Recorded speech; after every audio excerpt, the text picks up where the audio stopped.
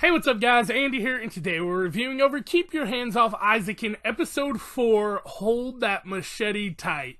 Now, I don't know if I was brain dead, because at first the title was, I was just like, what does this mean? But even before you see the episode, I guess it's kind of fairly obvious on what it is. But then again, this was a great episode overall. I loved the ending. The middle was really good storytelling too, because you kind of see how Kanamori fits in this mold, because if they would have kept going on the route they wanted to, this project wouldn't have got done. It wouldn't have been finished. So with that being said, you know, a lot happened in this episode, but very little happened, if that makes sense. Like, a lot of stuff happened, but a lot of stuff just kind of blended in perfectly together to where it was all kind of one big thing, and there was only like 3 or 4 main points of this episode, but they were all so beautifully tied in together that it just worked out in the long run.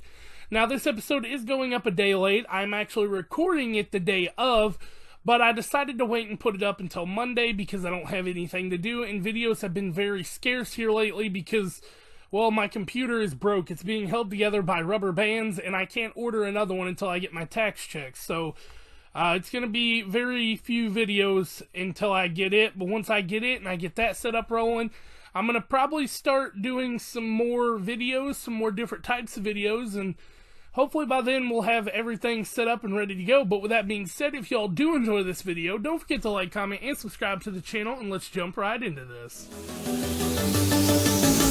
They say you don't gotta go home, but you can't stay here. And no, I don't wanna be alone in the world out there. So we start the episode off with them both being kind of flustered, Mizusaki and Midori, and they just can't get what they're wanting to do right, and basically we get a nice little throwback to the last episode where Mizusaki is just playing around with the machete and trying to get her, you know, her common ground back. But that's when Kanamori busts through the door and she's like, both of you into the PC room now. And she shows them the rough draft of the animation they're doing, and is also a little bit annoyed. We'll get into that in a minute, but we see this rough draft, and it actually looks pretty cool, especially, you know, given that they've done all this by themselves. And they pretty much say here, they have 1 month left until the deadline, and this stuff is not going to get done right.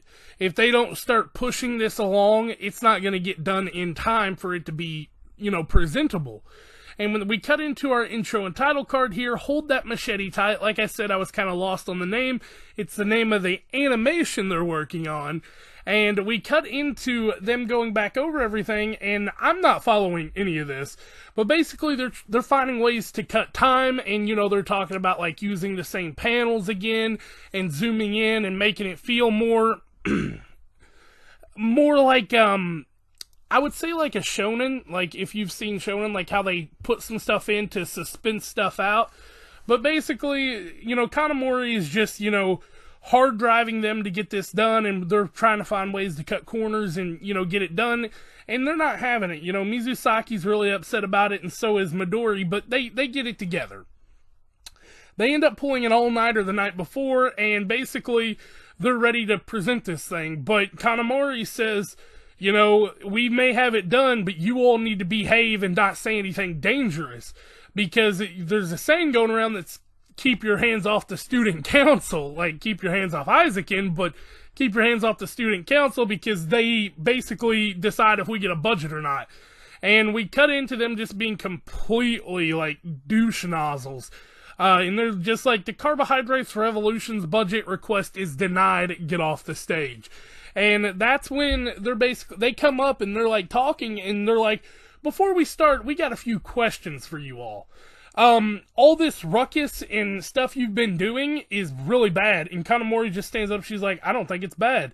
And they're like, as it stands, the Eizouken, which is, I guess, the film club, is basically public enemy. They're causing all these problems, they're doing all this other stuff, and Kanamori's just like, it's not our problem, it's the school's. So, yeah. And basically, Midori has this moment to where she's just like, crying almost, like in tears, and like she's just like, watch the final project. And as you can see, everybody here is blown away by this final ending. Like, their animation is so beautifully well done and so cool, and they did this on zero budget. They're like, what will they do with a budget? So the student council approves them. So not only were they in thoughts of getting completely shut down, they got approved by their budget off their skill and hard work alone. And the entire room was blown away, not just the student council, all the students, everybody. So yeah, it was really cool to see, and I'm really excited for this show. I don't think these make great reviews because it's kind of hard to, like, review over this, but then again, like, I love this series, and I'll just, as long as y'all want to keep seeing them, I'll keep doing them. So yeah, with that being said though, guys, I'm going to go ahead and head out. I might be able to do Black Clover tomorrow. I know I've skipped 2 weeks in a row, but it's just been a lot of stress and work and computer issues and everything in between. So hope y'all understand, and I'll catch y'all next time. Peace out.